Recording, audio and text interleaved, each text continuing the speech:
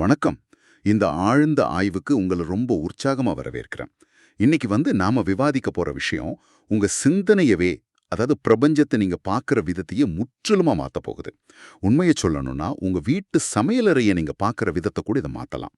கண்டிப்பா. அதுல எந்த சந்தேகமும் இல்ல. ஆமா. நீங்க இப்போ ஏதோ ஒரு மீட்டிங்க்கு ரெடி ஆயிட்டு இருக்கலாம், இல்ல பயணம் செஞ்சுட்டு இருக்கலாம். ஆனா உங்க கவனத்தை முழுமையா ஈர்க்கக்கூடிய ஒரு விஷயத்தை தான் இன்னைக்கு நாங்க அலச போறோம். இன்னைக்கு நாம எடுத்துக்கிட்ட மூலப்பொருள் என்னன்னா, #NNA ஸ்பிரிச்சுவல் நெட்வொர்க் அப்படிங்கிற யூடியூப் சேனல்ல வெளியான 36 தத்துவங்கள் மற்றும் படைப்பின் கோட்பாடு அப்படிங்கிற ஒரு விரிவான வீடியோவோட எழுத்து வடிவம் தான். ம். இது ரொம்ப ஆழமான ஒரு சப்ஜெக்ட். ஆமா, ரொம்பவே ஆழமானது. ஆனா இந்த விவாதத்துக்குள்ள போறதுக்கு முன்னாடி ஒரு முக்கியமான குறிப்பா உங்களுக்கு நான் தெளிவா சொல்லிட விரும்புறேன். நாம பேச போற இந்த மூலப்பொருள்ல இருக்கிற விஷயங்கள் ஆன்மீகம், தத்துவம், மதம் சார்ந்ததா இருந்தாலும் நாங்க எந்த ஒரு குறிப்பிட்ட தரப்பையோ நம்பிக்கையோ ஆதரிக்கல. இது தத்துவங்களையும் பிரபஞ்ச கோட்பாடுகளையும் அந்த குறிப்பிட்ட வீடியோ எப்படி விளக்குது அப்படிங்கறத நடுநிலையோட அக்குவேர் ஆணிவேரா அலசுற ஒரு தத்துவ பயணம் மட்டுமே. அந்த ஒரு தெளிவுபடுத்தல் இப்ப ரொம்ப முக்கியம். ஏன்னா தத்துவங்களை நாம எந்த விதமான முன்முடிவுகளும் இல்லாம அணுகும்போது தான் அதுல இருக்கிற உண்மையான ஆழம் நமக்கு விளங்கும். இந்த மூலப்பொருள் வெறும் நம்பிக்கைகளை மட்டும் பேசல, படைப்போட தொடக்கம், ஆற்றல் பரிமாற்றம், இது எல்லாத்தையும் ஒரு கட்டமைப்பு ரீதியான கோணத்துல முன்வைக்குது. ரொம்ப சரியா சொன்னீங்க. அப்படிதான் நாம இது இப்போ அணுக போறோம். சரி, இந்த ஆழ்ந்த ஆய்வோட நோக்கம் என்ன? 5வது தத்துவம் எனப்படும் சுத்த வித்தை அப்படின்னா என்ன? பிரபஞ்சத்தோட படைப்பு, அதோட பரிமாணங்கள், அதாவது டைமென்ஷன்ஸ், அப்புறம் கடவுள்களின் அடுக்குகள், இது எல்லாத்தையும் ஒரு சாதாரண இட்லி பானை மூலியமா எப்படி புரிஞ்சுக்கிறது? இதான் நம்ம நோக்கம். இட்லி பானையா அப்படின்னு கேக்குறவங்களுக்கு இது ரொம்ப சுவாரஸ்யமா இருக்க போகுது. ஆமாம். இந்த ஆழமான தகவல்களை உங்களுக்கு சலிப்பு தட்டாம ரொம்ப எளிதா புரிய வைக்கிறது தான் இன்னைக்கு எங்களோட மிஷன். சரி, இதை நாம் விரிவாக பிரித்து பார்க்கலாம். மூலப்பொருள்ல சொல்லியிருக்கிற ஞானசக்தி அப்புறம் கிரியாசக்தி பற்றிய கருத்துக்குள்ள முதல்ல நுழைவோம். அது என்ன ஞானசக்தி, கிரியாசக்தி? இப்போ இது ஒரு எளிய உதாரணம் மூலியமா நம்ம புரிஞ்சுக்கலாம். ஞான சக்தி அப்படிங்கிறது அறிவையும் உணர்தலையும் குறிக்கிறது. கிரியாசக்தி அப்படிங்கிறது செயலை, அதாவது ஆக்ஷனை குறிக்கிறது. ஓகே. இப்போ நீங்க ஒரு பெரிய கட்டடம் கட்ட போறீங்கன்னு வச்சுக்கோங்க. அந்த செயலை செய்யறதுக்கு முன்னாடி ஒரு ஆர்கிடெக்ட் அதுக்கான வரைபடத்தை உருவாக்குவார் இல்லையா? அங்க ஒரு 90% அறிவும் சிந்தனையும் தேவைப்படும். அதான் ஞான சக்தி. மீதி 10% மட்டும்தான் பென்சிலை கொண்டு வரைகிற அந்த செயல் நடக்கும். இது கிரியாசக்தி. ஆமா, கரெக்ட். இந்த 5வது தத்துவமான சுத்த வித்தையிலையும் இதுதான் நடக்குது. இது படைப்போட ஒரு தொடக்க புள்ளி. இங்க அறிவு பகுதி மேலோங்கியும் செயல் பகுதி கொஞ்சம் குறைஞ்சும் இருக்கு. கொஞ்சம் இருங்க. இந்த இடத்துல தான் நான் அந்த மூலப்பொருளை படிச்சுட்டு இருக்கும்போது ஒரு நிமிஷம் திகைச்சு போயிட்டேன். என்ன விஷயம் அது? அதாவது நாம வழக்கமா வணங்குற உருவக் கடவுளர்கள் இருக்காங்க இல்லையா? விநாயகர், விஷ்ணு, சிவன், பார்வதி, பிரம்மா, இவங்க எல்லாமே இந்த சுத்த வித்தை அப்படிங்கிற 5வது தத்துவ நிலையில தான் உருவாகிறாங்கன்னு அந்த வீடியோ சொல்லுது. இவ்ளோ பிரம்மாண்டமான பிரபஞ்ச படைப்புல இவங்க எல்லாமே இந்த 5வது நிலையில தான் வராங்களா? இது நாம இதுவரைக்கும் கேள்விப்பட்ட விஷயங்களுக்கு கொஞ்சம் முரணா இருக்கு. இங்கு மிக ஆச்சரியமான விஷயம் என்னன்னா, இவங்க எல்லாரும் தூள உருவம், அதாவது பிசிக்கல் ஃபார்ம் கொண்டவர்கள் அப்படிங்கறத நம்ம முதல்ல புரிஞ்சுக்கணும். தூள உருவம்னா திடமான பௌதீகமான ஒரு வடிவம். நாம வாழ்ற இந்த உலகத்தை போல. எக்ஸாக்ட்லி. ஆனா இதற்கும் மேலான நிலையில உள்ள ஈஸ்வர தத்துவம் சூக்ஷ்ம உருவம், அதாவது ஆஸ்ட்ரல் ஃபார்ம் கொண்டது.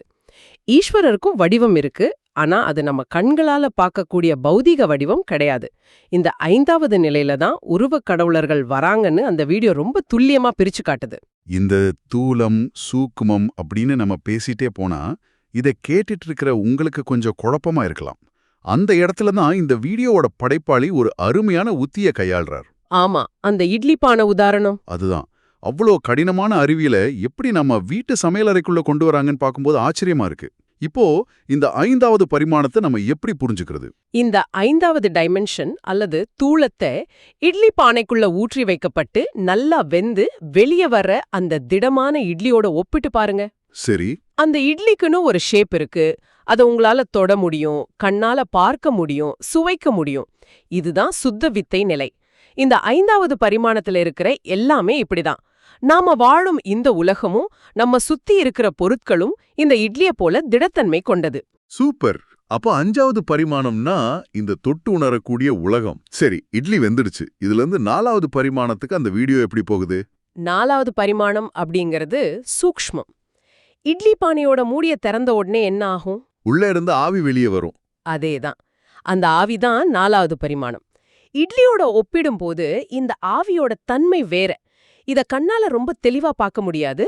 ஆனா அந்த ஆவியோட சூட்டையும் வாசனையையும் நம்மால உணர முடியும் இல்லையா? காற்று இதுக்கு ஒரு சிறந்த உதாரணம். புயல் வரும்போது காற்றோட சக்தியை நாம உணர்வோம்.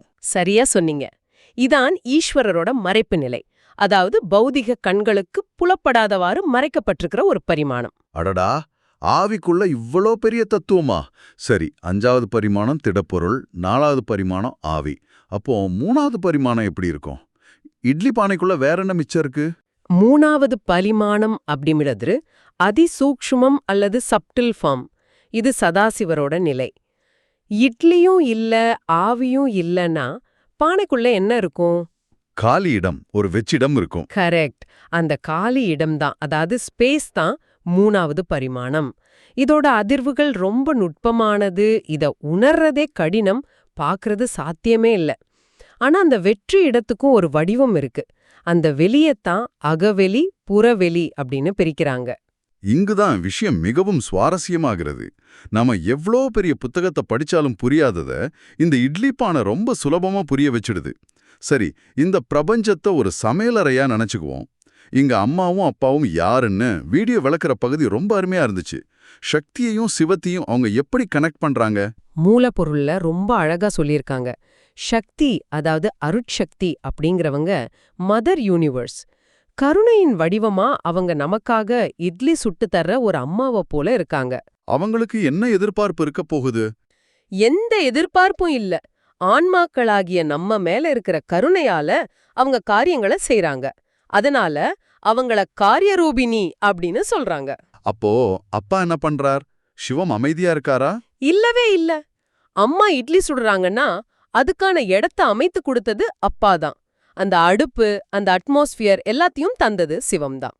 சிவம் அப்படிங்கிறவரு எந்த எதிர்பார்ப்பும் இல்லாம உயிர்களோட அறியாமை அப்படிங்கிற இருள போக்குறதுக்காகவே ஒரு நடனம் ஆடுறார். ஓ, ஞான திருநடனம்னு சொல்லுவாங்களே, அதானா? ஆமாம், அந்த நடனமே ஒரு பிரபஞ்ச கூத்துதான். இங்க ஒரு முக்கியமான விஷயத்த நாம சிந்திக்கணும்.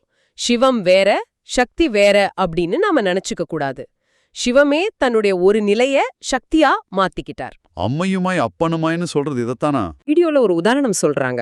ஔவை சண்முகி படத்துல நடிகர் கமல் எப்படி ஒரு பெண்ண உருமாறி வருவாரோ அது போல சிவமே ஒரு காரியத்துக்காக உருமாற்றம் அடைறார். அதுக்கு எவ்வளவு அருமையான ஒரு பதிவு பாத்தீங்களா? நிஜமாவே ஔவை சண்முகி உதாரணம் இத மனசுல அப்படியே பதிய வைக்குது. சரி, சமையலறையிலிருந்து கொஞ்சம் வெளியே வந்துட்டு இப்போ நம்ம குவாண்டம் இயற்பியலுக்குள்ள போவோம்.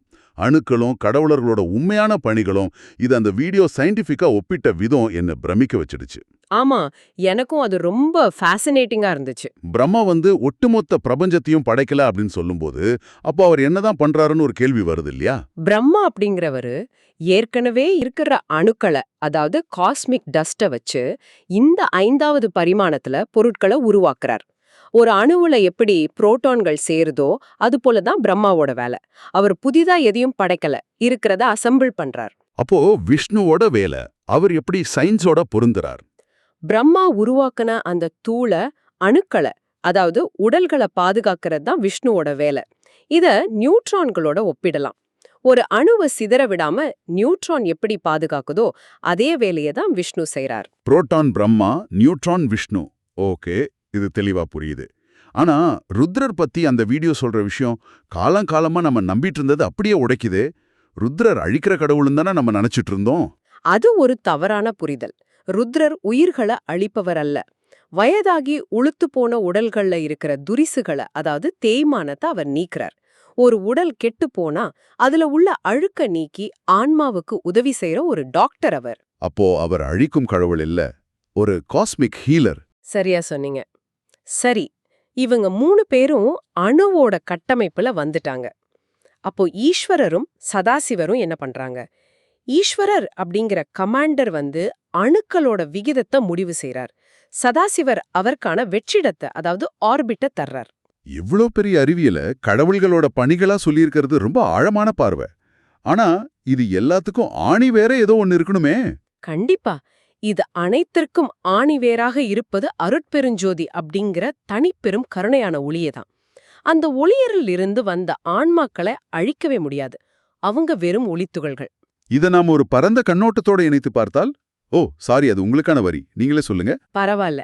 ஆமா, இத நாம் ஒரு பரந்த கண்ணோட்டத்தோட இணைத்து பார்த்தால் ஒரு விஷயம் தெளிவா புரியும். இத கேட்டுட்டு இருக்கிற நீங்க ஏன் இத தெரிஞ்சுக்கணும்? கடவுள்கள் அப்படிங்கிறவங்க நம்ம விட கொஞ்சம் பக்குவம் அடைந்த ஆன்மாக்கள். நமக்கு உதவி செய்யறது தான் அவங்க வேலை. அப்படி இருக்கும்போது அவங்கள வச்சு நாம சண்டை போடுறது, மத பாகுபாடு பார்க்கறதெல்லாம் எவ்வளவு பெரிய அறியாமை இல்லையா? முழுமையான அறியாம. அவங்க நமக்கு வழிகாட்டத்தான் இருக்காங்க. எனவே இதற்கெல்லாம் என்ன அர்த்தம்? நாம் இந்த 5வது பரிமாணத்துல, அதாவது இந்த தூள உலகத்துல வெறும் பணம், சொகுசு அப்படின்னு வாழ்ந்துட்டு மடிந்து போறதுக்காக பிறக்கல. கண்டிப்பா கிடையாது. மனித பிறவியோட நோக்கமே அந்த 4வது மற்றும் 3வது பரிமாணங்களுக்கு பக்குவமடைந்து செல்வதுதான். திருவள்ளுவர் சொன்ன அந்த அற்புதமான குறள் இங்க நினைவுக்கு வருது. எப்பொருள் யார் யார் வாய் கேட்பினும், இல்லையா? ஆமாம். எப்பொருள் யார் யார் வாய் கேட்பினும் அப்பொருள் மெய்ப்பொருள் காண்பதறிவு. எந்த விஷயமா இருந்தாலும் எதையும் தர்க்க ரீதியா பகுத்தாய்ந்து உண்மையை உணரணுங்கிறத அந்த வீடியோ ரொம்ப அழுத்தமா பதிவு செஞ்சிருக்கு. மெய்ப்பொருள் அப்படிங்கிறது எந்த காலத்துக்கும் பொருந்தக்கூடிய ஒரு உண்மை. அதத்தான் இந்த ஆய்வு நமக்கு கத்துக் கொடுக்குது. சரியா சொன்னீங்க. ஒரு சாதாரண இட்லி பானையில தொடங்கி பிரபஞ்சத்தோட பரிமாணங்கள், அணுக்களோட கட்டமைப்பு, அப்புறம் கடவுள்களோட அறிவியல் ரீதியான பணிகள் வரைக்கும் நாம ஒரு பெரிய பயணம் செஞ்சிருக்கோம். இந்த மூலப்பொருள் மெய்ப்பொருள்னா என்னங்கிறத எவ்வளவு சிறப்பா விளக்குதுன்னு நம்ம பார்த்தோம். இது ஒரு முக்கியமான கேள்வியை எழுப்புகிறது. என்ன கேள்வி அது? நமது இந்த இயற்பியல் உலகம் அப்படிங்கிறது வெறும் 5வது பரிமாணம் மட்டுமே அப்படின்னா, அந்த 4வது அல்லது 3வது பரிமாணத்தோட மெல்லிய தன்மைகளை, அதாவது அந்த சூக்கும உலகங்களை நாம எப்படி உணரது? நமது அன்றாட நவீன வாழ்க்கையோட இரைச்சல்களுக்கிடையே இது சாத்தியமா? ரொம்ப ரொம்ப ஆழமான ஒரு சிந்தனை அது. ஆமா, அதற்கான புதிய புலன்களை அல்லது விழிப்புணர்வை நாம் எப்படி வளர்த்து கொள்ள போகிறோம்? இந்த கேள்வியை இத கேட்டுட்டு இருக்கிற உங்க சிந்தனைக்கே நாங்க விட்டுடுறோம். அருமையான ஒரு தேடலுக்கான திறப்பு இது. இந்த தத்துவ பயணம் நிச்சயமா உங்களுக்கு புதிய திறப்புகளை வழங்கியிருக்கும்னு நாங்க நம்புறோம். இது இவ்வளவு நேரம் பொறுமையா கேட்டு எங்களோடு பயணித்த உங்களுக்கு மிக்க நன்றி. மீண்டும் அடுத்த ஒரு ஆழமான ஆய்வில் சந்திக்கலாம். அதுவரைக்கும் சிந்தனையோடு விடைபெறுகிறோம்.